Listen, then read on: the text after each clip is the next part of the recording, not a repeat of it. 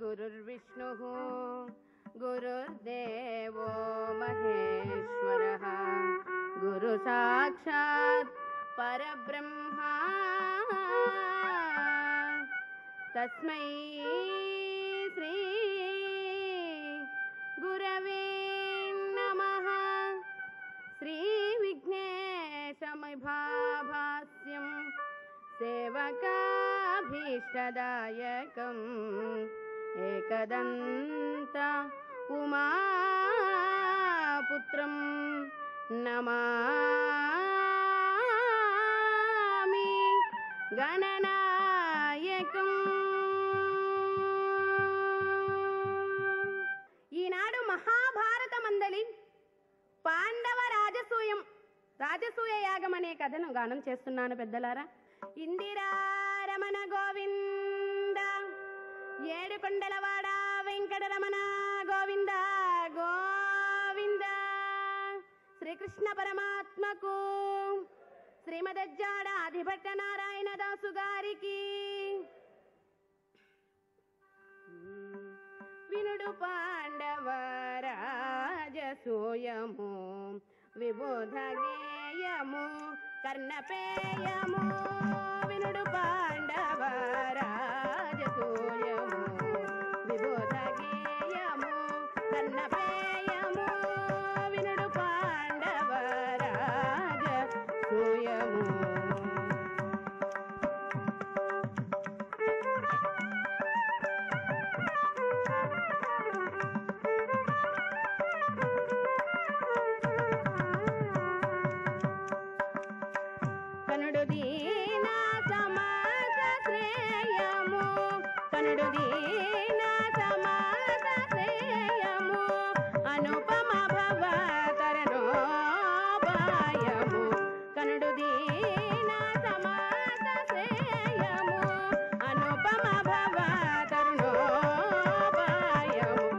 నమ్మిన ధర్మపరులకు దైవమెల్లప్పుడు తోడ్పడును. తన్ను నమ్మిన ధర్మపరులకు దైవమెల్లప్పుడు తోడ్పడును. తెన్ను దప్పిన మానిధులకు ఎందే అపజయము కలుగు నిక్కము. తెన్ను దప్పిన మానిధులకు ఎందే అపజయము కలుగు నిక్కము. వినుడు పాండవ రాజసూయము కర్ణపేయము. వినుడు పాండవ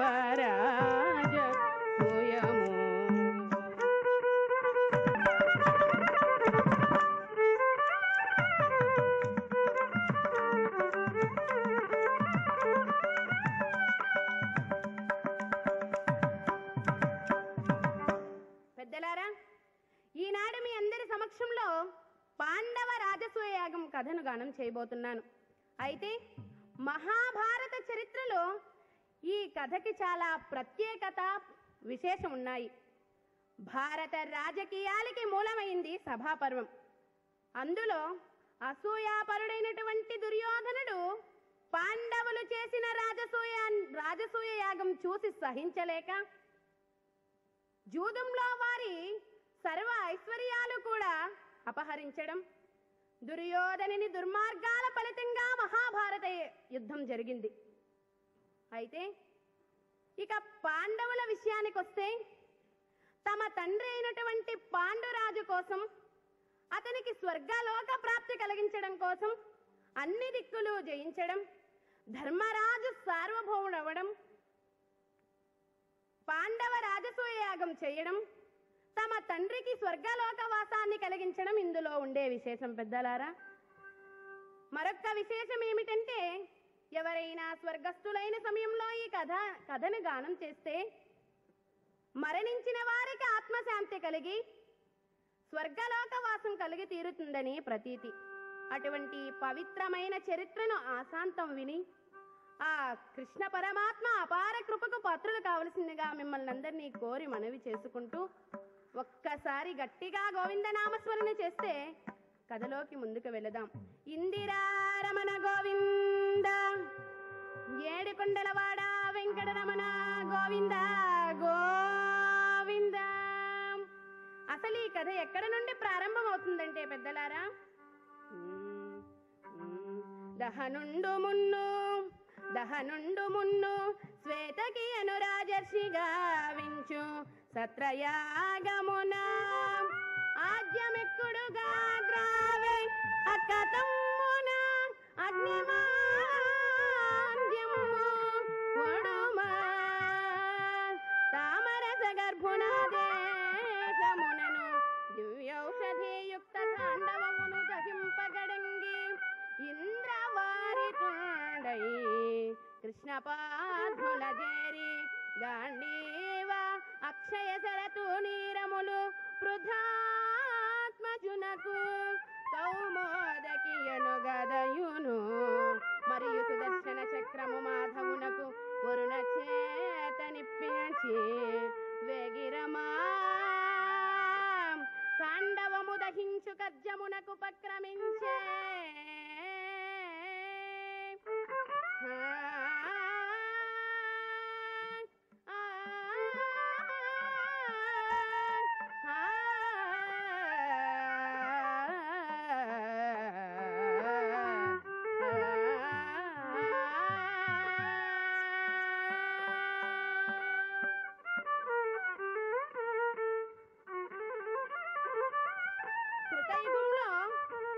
శ్వేతకి అనే రాజర్షి ఉండేవాడు.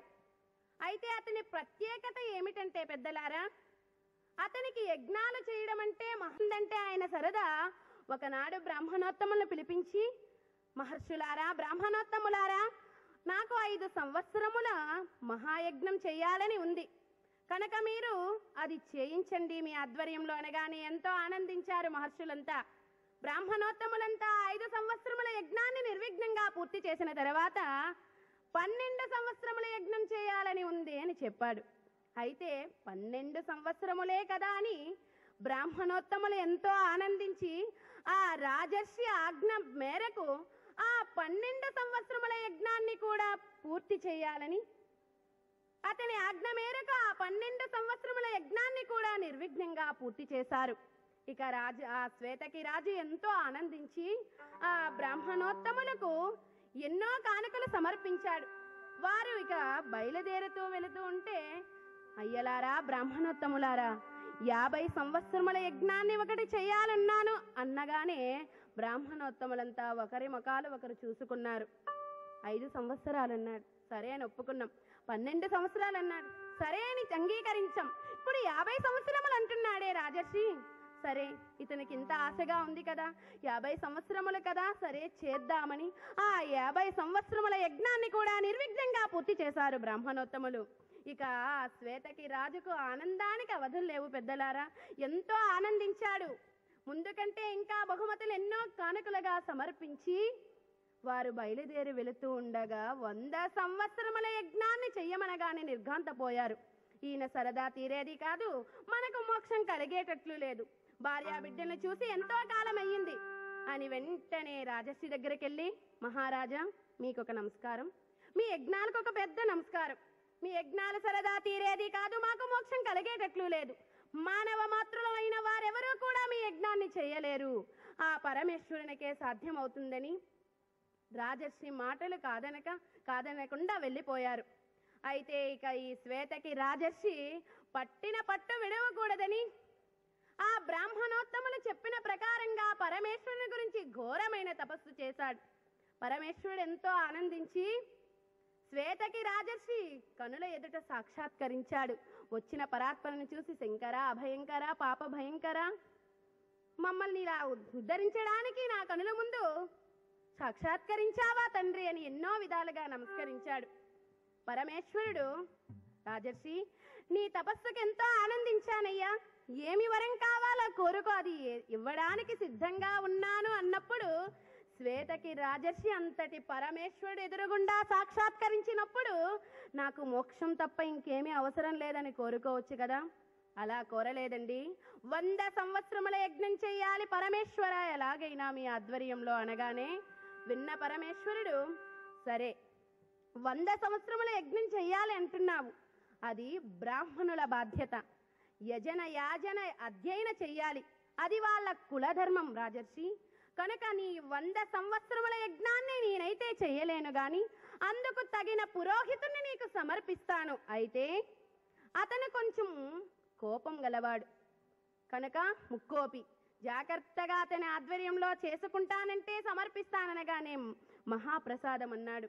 అయితే పరమేశ్వరుడు దూర్వాస మహర్షిని శ్వేతకి రాజర్షి యజ్ఞాలు చేయడానికి పంపించాడు.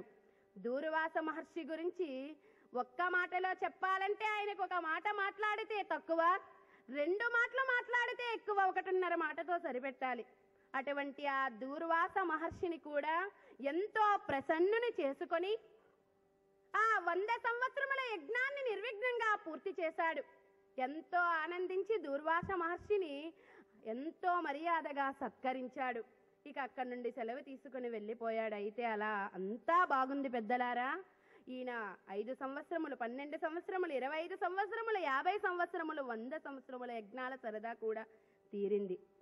అయితే ఎలా ఉన్నదంటే ఇక్కడ పరిస్థితి, పిల్లికి చెలగాటం ఎలుకకి ప్రాణ సంకటం అన్నట్లుగా ఇతని యజ్ఞాల సరదా తీరింది. కానీ ఆ యజ్ఞాలలో ఆవు నెయ్యి రుచిగా ఉంది కదా అని తాగి తాగి తాగి అగ్నిదేవునికి అగ్నిమాంద్యం పట్టుకున్నది. ఎలా ఉన్నదంటే అగ్నిదేవుని పరిస్థితి, కూర్చుంటే లేవలేడు, లేస్తే కూర్చోలేడు, అసలు కదలడమే కష్టసాధ్యంగా ఉన్నది. మరి అటువంటి ఆ అగ్నిమాంద్య రోగను పోగొట్టుకోవాలని విశ్వ ప్రయత్నాలు చేశాడు అగ్నిదేవుడు. పాపం అన్నీ విఫలమయ్యాయి. ఇక భరించలేక తిన్నగా సత్యలోకానికి వెళ్ళి బ్రహ్మదేవుణ్ణి మొరపెట్టుకొనగా, దివ్యమైన ఔషధులతో కూడుకున్న ఆ ఖాండవనాన్ని నీవు దహించినట్లయితే నీకు ఈ అనారోగ్యం పోయి సంపూర్ణ ఆరోగ్యవంతుడు అవుతావు అని చెప్పగానే విన్నటువంటి అగ్నిదేవుడు అమాంతం ఖాండవనానికి వచ్చి ఆ ఖాండవనాన్ని దహిస్తుండగా ఆ ఖాండవనంలో ఉన్నాడు తక్షకుడు. ఎప్పుడైతే ఆ అగ్నిజ్వాలలు అలా రేకెత్తి వస్తున్నాయో అది చూసి భయపడి తన స్నేహితుడు, ప్రాణ స్నేహితుడైనటువంటి ఇంద్రుణ్ణి స్మరించాడు. ఇంద్ర, రక్షించవయ్యా, ప్రాణాలు కోల్పోయేటట్టు ఉన్నాను అనగానే ఎప్పుడైతే తక్షకుని బాధ విన్నాడో ఇంద్రుడు బ్రహ్మాండమైన వర్షాన్ని ఆ ఖాండవనంలోకి పంపించాడు. అసలే అనారోగ్యంతో ఉన్నాడేమో అగ్నిదేవుడు, మూలిగే నక్క మీద తాటిపండు పడినట్లయినది. వెంటనే చప్పున చల్లారిపోయాడు. ఇలా ఖాండవనాన్ని దహించాలని 1, 2 సార్లు కాకుండా 7 సార్లు ప్రయత్నించాడు. 7 సార్లు కూడా విఫలుడయ్యాడు. ఇంకా చేసేది లేక తిన్నగా సత్యలోకానికి వెళ్ళి బ్రహ్మదేవుణ్ణి మొరపెట్టుకొని, ఇది నా పరిస్థితి, ఇలా దహిద్దాము మీ మాట మేరకు అంటే ఆ దేవేంద్రుడు వచ్చి చప్పున వర్షం కురిపించి ఆ అగ్నినంతా చల్లారుస్తున్నాడు. అనగానే విన్న బ్రహ్మదేవుడు చిరునవ్వు మోముతో అంటున్నాడు, అగ్నిదేవా, నీకు కొంతకాలం ఈ అనారోగ్యం తప్పదయ్యా. ఎందుకంటే ద్వాపర యుగంలో శివకేశవుల దుష్ట శిక్షణ, శిష్ట రక్షణ చెయ్యడానికి కృష్ణార్జునులుగా అవతరిస్తారు. వారి సహకారం వల్ల నీవు అనారోగ్యం పోయి ఆరోగ్యవంతుడవయ్యి వర్ధిల్లుతావు అనగానే సరే అని బ్రహ్మదేవుని దగ్గర సెలవు తీసుకొని తిన్నగా ఖాండవనానికి వచ్చి అసలు ద్వాపర యుగం ఎప్పుడు వస్తుంది, కృష్ణార్జునులు ఎప్పుడు ఇక్కడికి వస్తారు, వారి సహకారంతో నాకు ఆరోగ్యం ఎప్పుడు నాకు వస్తుంది అని ఎన్నో విధాలుగా బాధపడుతూ అలా కాలం గడుపుతుండగా ద్వాపర యుగం వచ్చింది పెద్దలారా. చివరి పాదం ప్రవేశించింది. అలా కృష్ణార్జునులిరువురు ఒకనాడు వన విహారం కోసమని ఆ ఖాండవనానికి వచ్చారు.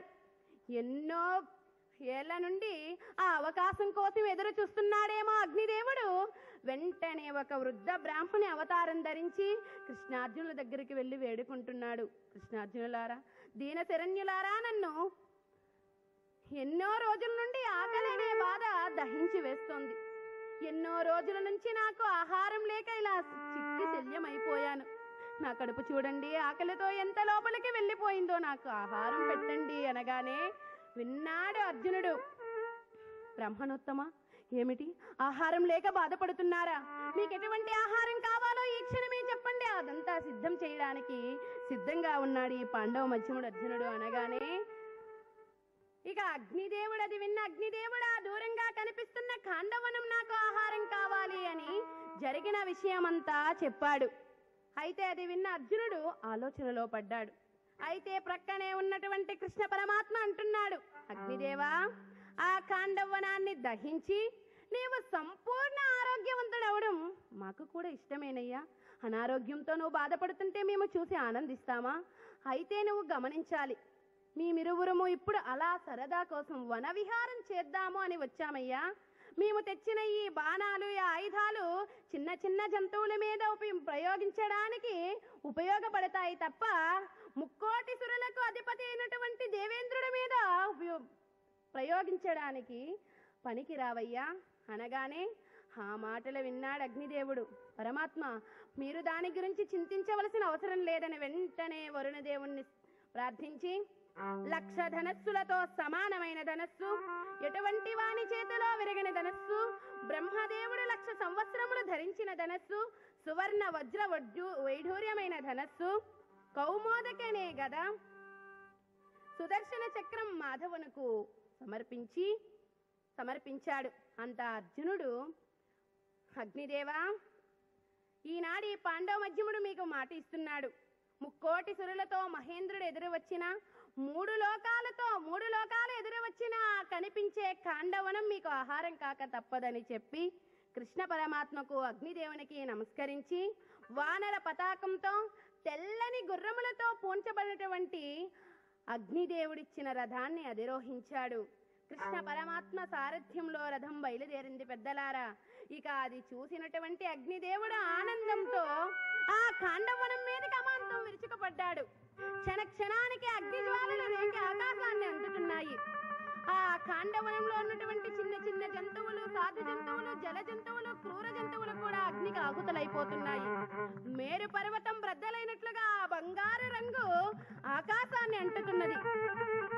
అయితే ఎప్పుడైతే అమాంతమలా కాండవనాన్ని దహించి వస్తున్నాడో అది చూసిన తక్షకుడు వెంటనే ఇంద్రుని ప్రార్థించగా, వెంటనే ఇంద్రుడు పుష్కలావర్త మేఘాన్ని ఆ కాండవనం మీదకి వెయ్యగా అర్జునుడు తన అస్త్రాలతో పైన అస్త్రాలతో ఒక శాలలాగా నిర్మించి ఆ కాండవనంలో ఒక్క చినుకు కూడా పడకుండా తన అస్త్రపాఠంతో పుష్కలావర్త మేఘాన్ని చిందరవందర చేశాడు.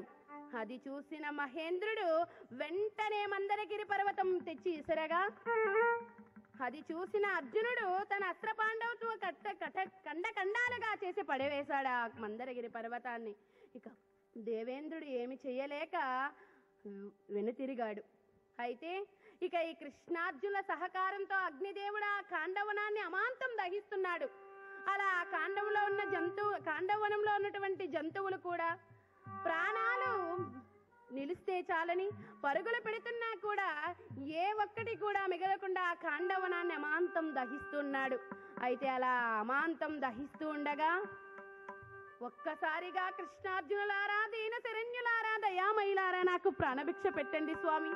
అసలు ఈ సమయంలో మీరు తప్ప నాకు వేరెవరు దిక్కులేదు.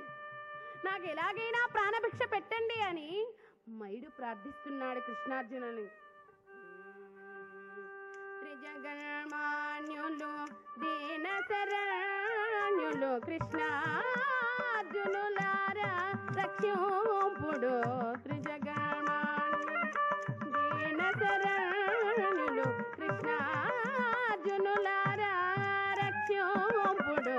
త్రిజగన్మాన్యులు దీన శరణ్యులు.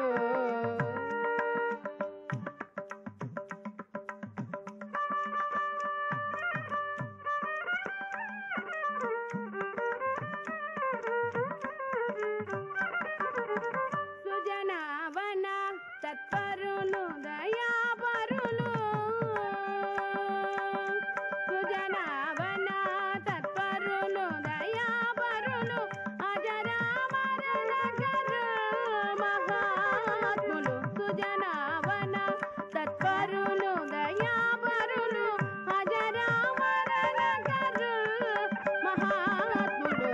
త్రిజగన్మాన్యులు దీన శరణ్యులు కృష్ణార్జునులారా రక్షింపుడు. త్రిజగన్మాన్యులు దీన శరణ్యులు.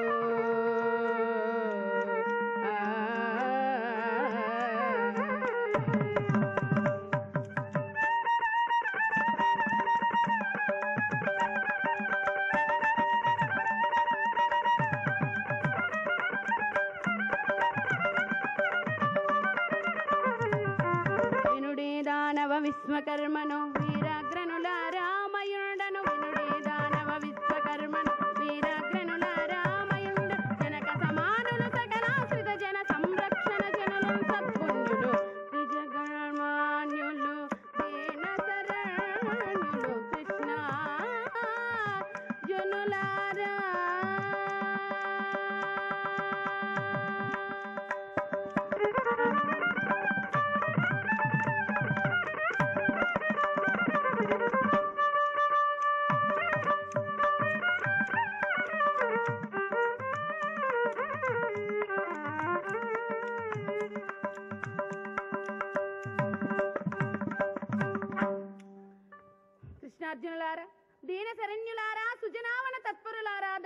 అయిపోయేలారా నన్ను రక్షించండి స్వామి.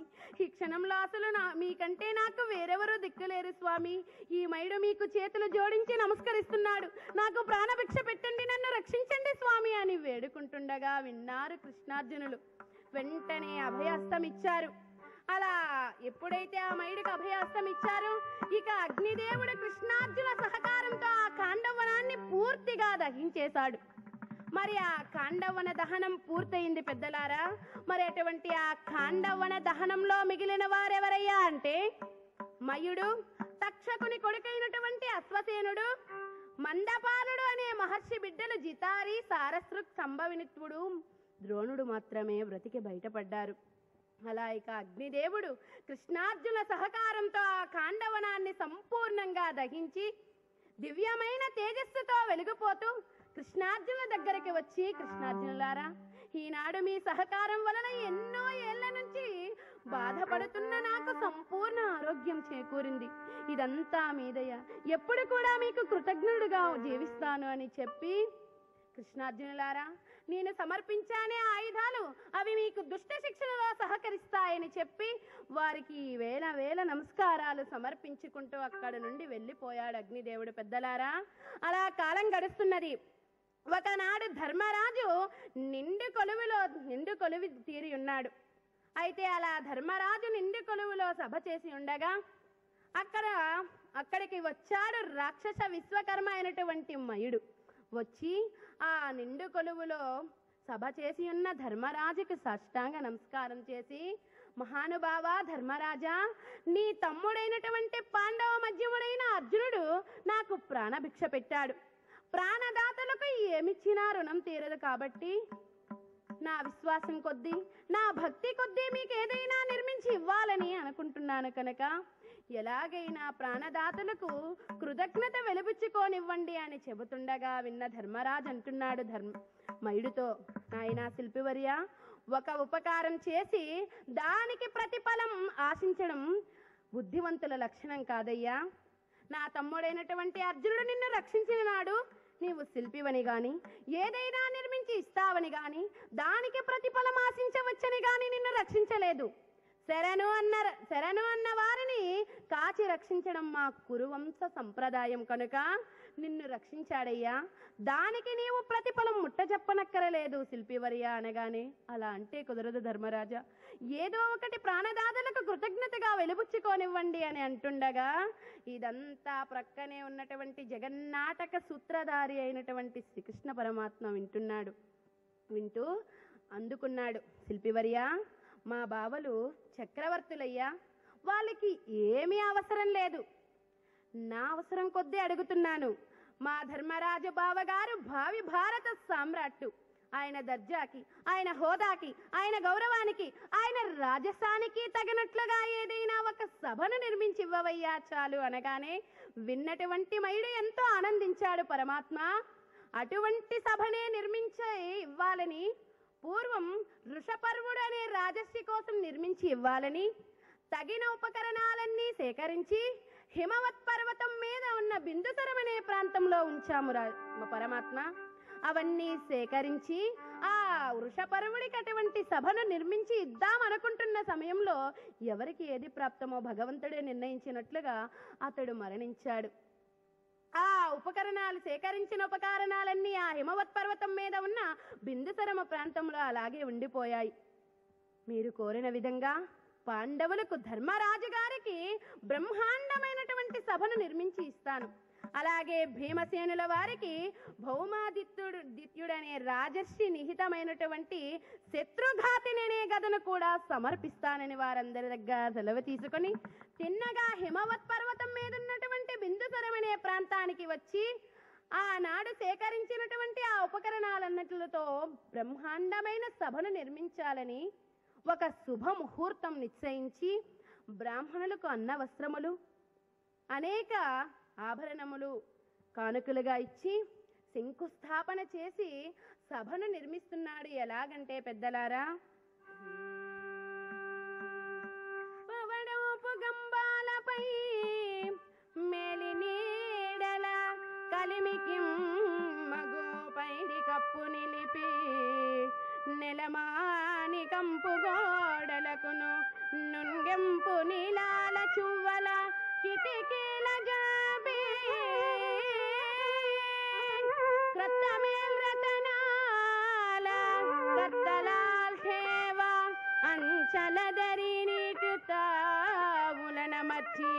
మొగసాల పక్కి ముత్తగరాలచే దళల్ తలలీను నిల్వుటద్దాల దాల్చి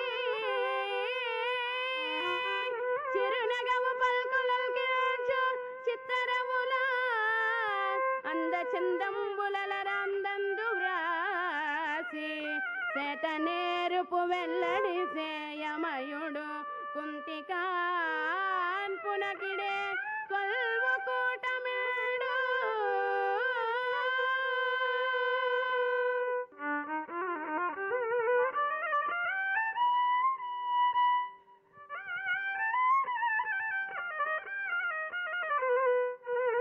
అలా శ్రీకృష్ణ పరమాత్మ కోరిన విధంగా పాండవులకు సమర్పించాలనేటువంటి బ్రహ్మాండమైన ఆ సభను 14 మాసాల అతి శ్రమతో నిర్మించి అంతరిక్ష సంచారులైనటువంటి 8,000 మంది రాక్షసుల చేత రాత్రికి రాత్రే మోయించి ఆ ఇంద్రప్రస్థపురంలో తగిన చోటు ఉంచి పాండవులకు ఆ మయసభను చూపించి ఇక వారితో అంటున్నాడు,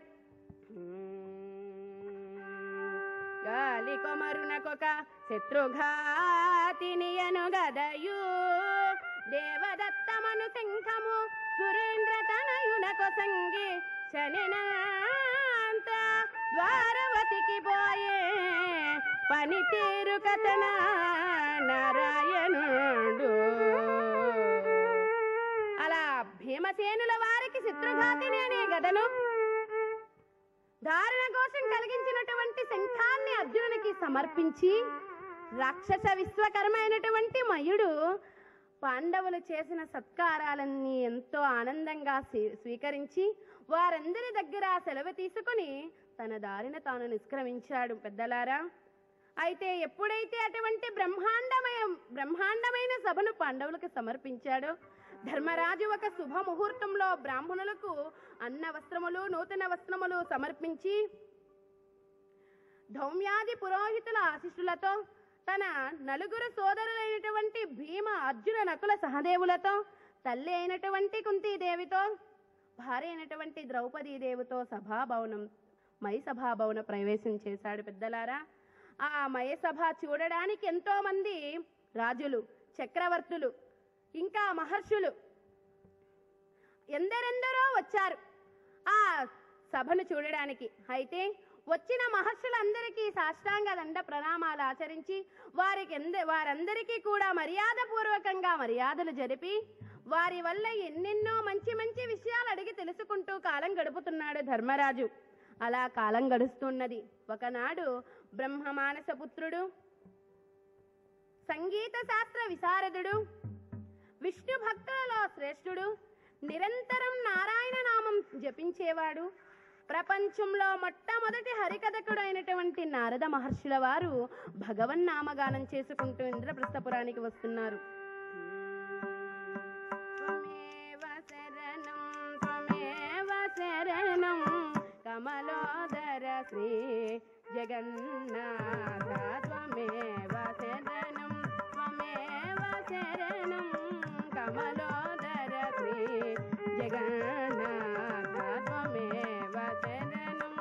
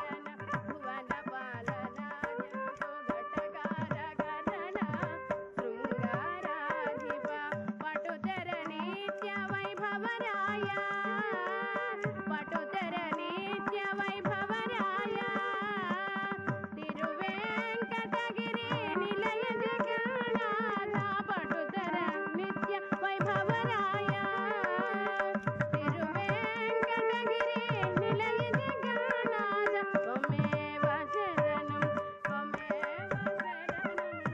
కమలోదర శ్రీ జగన్నాథ త్వమేవ శరణం కమలోదర శ్రీ జగన్నాథ త్వమేవ శరణం.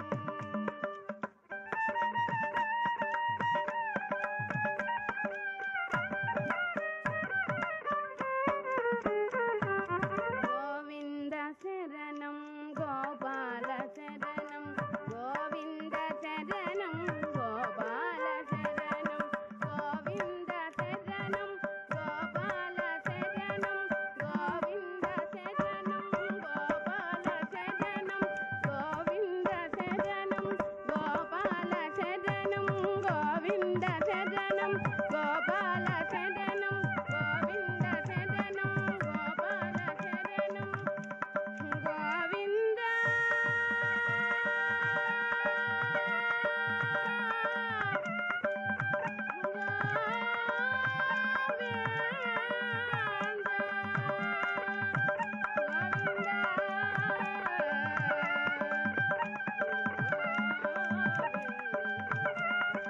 గోవింద శరణం గోపాల శరణం గోవింద శరణం గోపాల శరణం గోవింద శరణం గోపాల శరణం.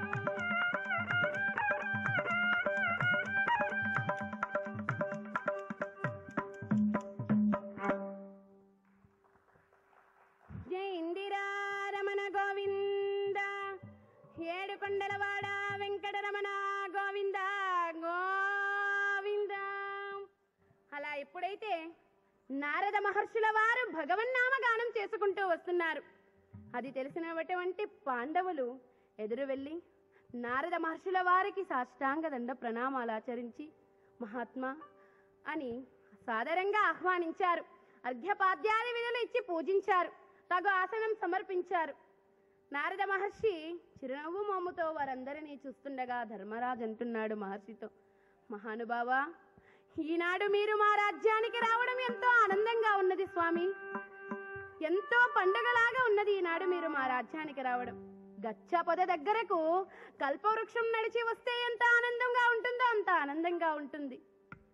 సంతానం లేని వారు ఎన్నో సంవత్సరాలుగా సంతానం కోసం అలమటించి ఉన్నవాడికి బ్రహ్మాండమైనటువంటి సంతానం కలిగితే ఎటువంటి ఆనందం కలుగుతుందో అటువంటి ఆనందం కలుగుతుంది స్వామి.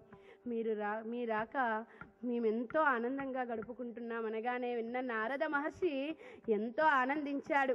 ధర్మరాజు వినయానికి భక్తికి ఎంతో ఆనందించి చిరునవ్వు మోముతో వారందరి క్షేమ సమాచారాలు అడిగి తెలుసుకొని అనంతరం నారద మహర్షి ధర్మరాజుతో రాజనీతికి సంబంధించిన విషయాలెన్నో అడిగి తెలుసుకున్నాడు. పెద్దలారా, అంటే ఇక్కడ ఉన్నటువంటి పెద్దలందరికీ ఒక అనుమానం రావచ్చు. అంటే ధర్మరాజుకు రాజనీతి విషయాలు తెలియదనా? అంటే ప్రపంచంలో ఉండే సమర్థవంతుడైనటువంటి రాజుకి రాజనీతి విషయాలు తెలియాలని అడిగి తెలుసుకున్నాడు నారద మహర్షి.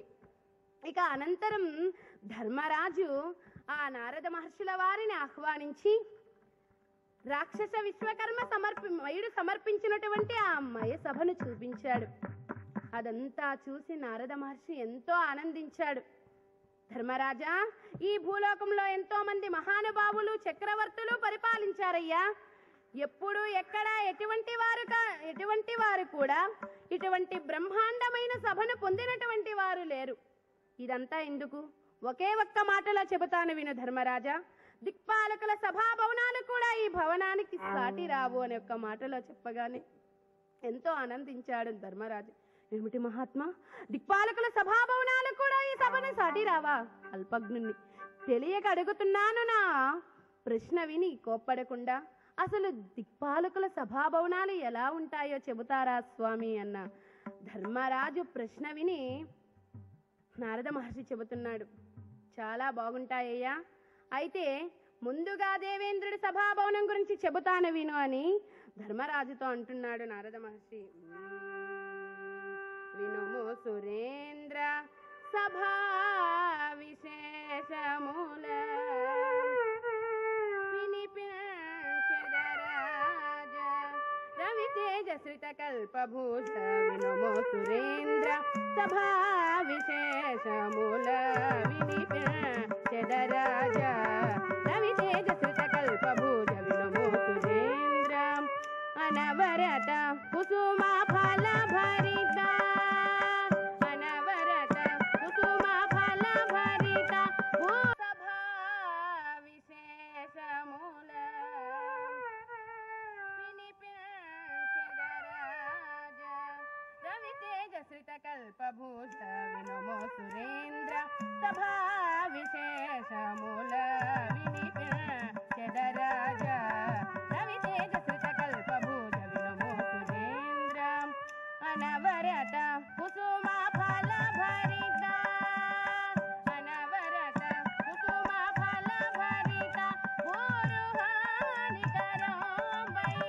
కామగమనమై అనుపమాన విభవాభిరామమై ధనధరానంద సందాయకమై కను పండువుగా వించునచ్చు ధనరావట సీత పూర్వబాధలు. వినుము సురేంద్ర సభా విశేషముల వినిపించెదరాజ రవితేజ శ్రిత కల్పభూష. వినుము సురేంద్ర సభా.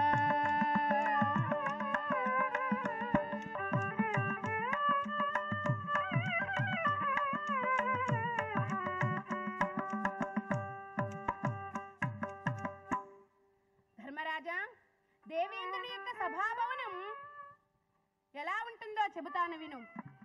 కామగమన శక్తి కలది. అంటే పెద్దలారా, ఆ సభాభవనం ఎటువంటిదంటే కామగమన శక్తి కలది. ఆ సభను అక్కడ నుండి అలాగే తీసుకువచ్చి ఇంకా వేరే ఎక్కడైనా మనకి ఇష్టం వచ్చిన చోట కూడా పెట్టుకోవచ్చు. దానినే కామగమన శక్తి కలది అంటారు.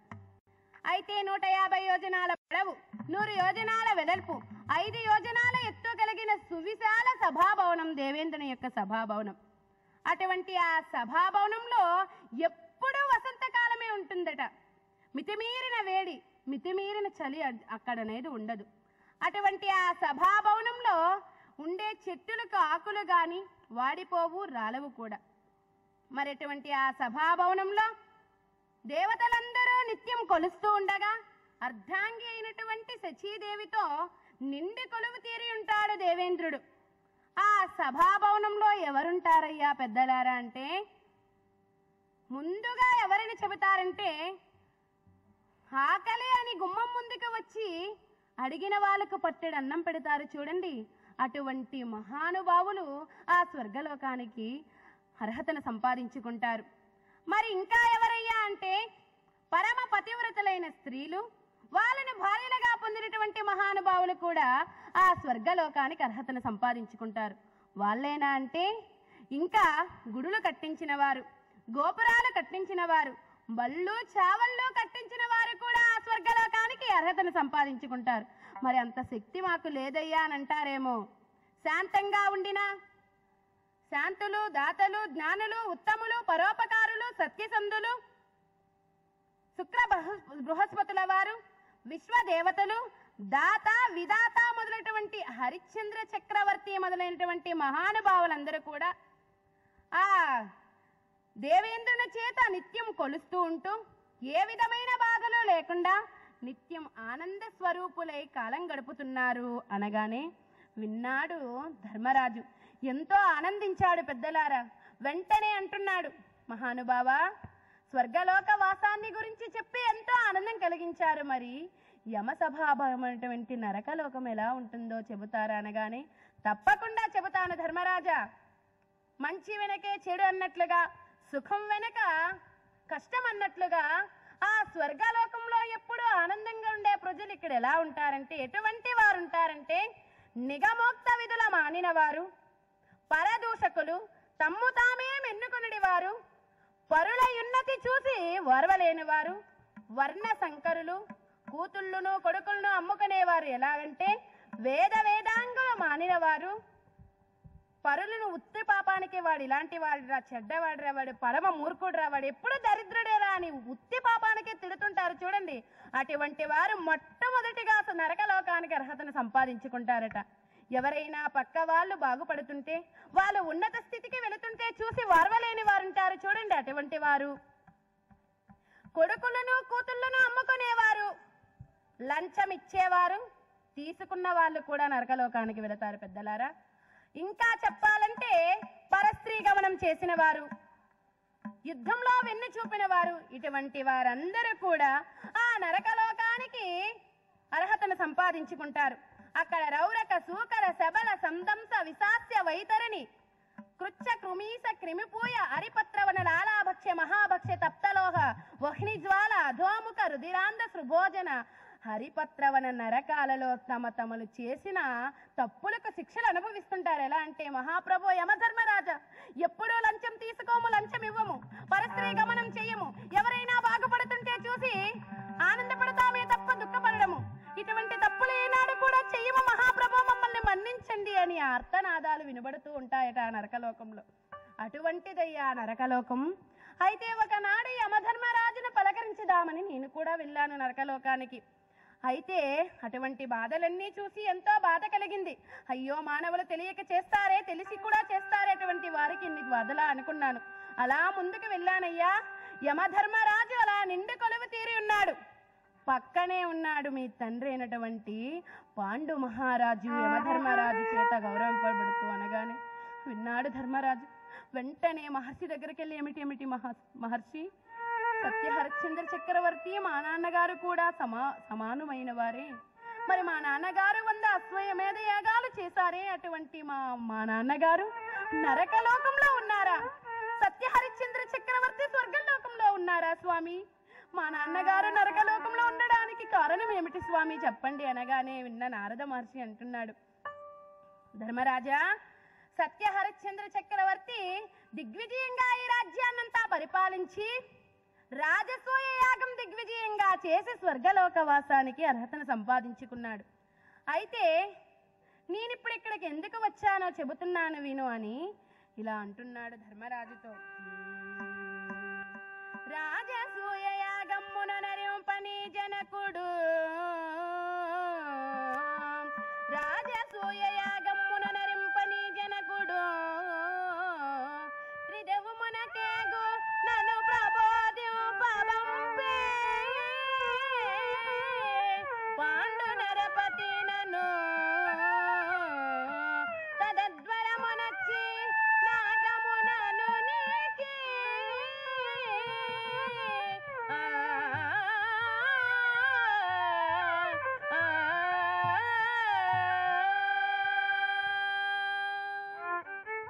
ధర్మరాజా, నీ తండ్రి రాజసూయ యాగం చేస్తే స్వర్గలోకానికి వెళతాడయ్యా.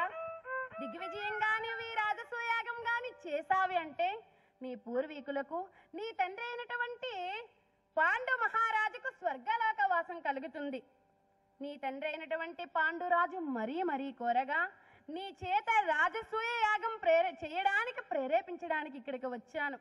అయితే ఒక విషయాన్ని గమనించు ధర్మరాజా, ఎప్పుడైనా ఒక మంచి పని మొదలుపెట్టినప్పుడు అనేక విధాలుగా చెడగొట్టడానికి ప్రయత్నాలు ఎందరైతే కొందరు చేస్తుంటారో, అలా ఎప్పుడైతే నీవు ఈ రాజసూయాగం మొదలుపెట్టినప్పుడు సర్వం బ్రహ్మ రాక్షస గణాలు కూడా ఎన్నో విధాలుగా ఆ యజ్ఞాన్ని చెడగొట్టడానికి ప్రయత్నిస్తాయి.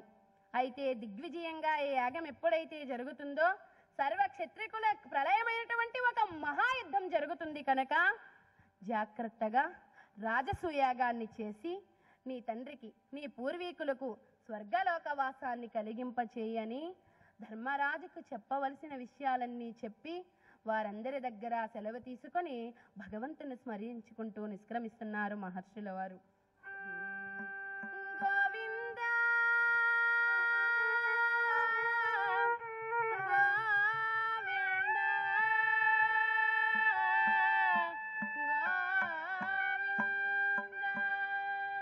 గోవింద శ్రీత గోకుల బృంద పవన జయ జయ పరమానంద. ముకుంద జగదభిరామ సహస్రనామ హరి జగదభిరామ సహస్రనామ జగదభిరామ సహస్రనామ సుగుణధామ సంస్కృతనామ జగదభిరామ సహస్రనామ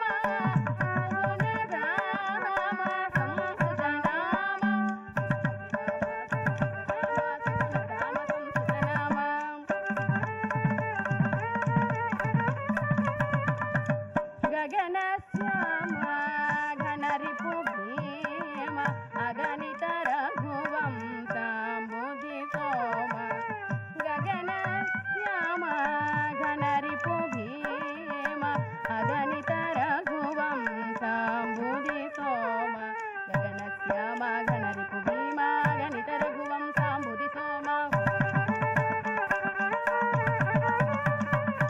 గగన శ్యామ ఘన రిపు భీమ గణిత రఘువం సాంబుధి సోమ గోవింద శ్రిత గోకుల బృంద పావన జయ జయ పరమానంద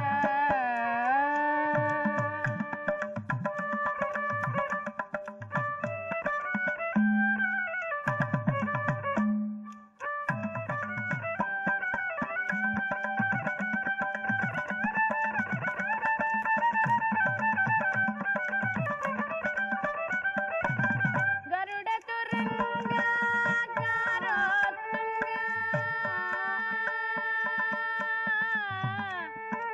హరి గరుడ తురంగ గారోత్తుంగ గరుడ తురంగ గారోత్తుంగ శరది భంగ ఫణి శయనాంగ గరుడ తురంగ గారోత్తుంగ శరది భంగ ఫణి శయనాంగ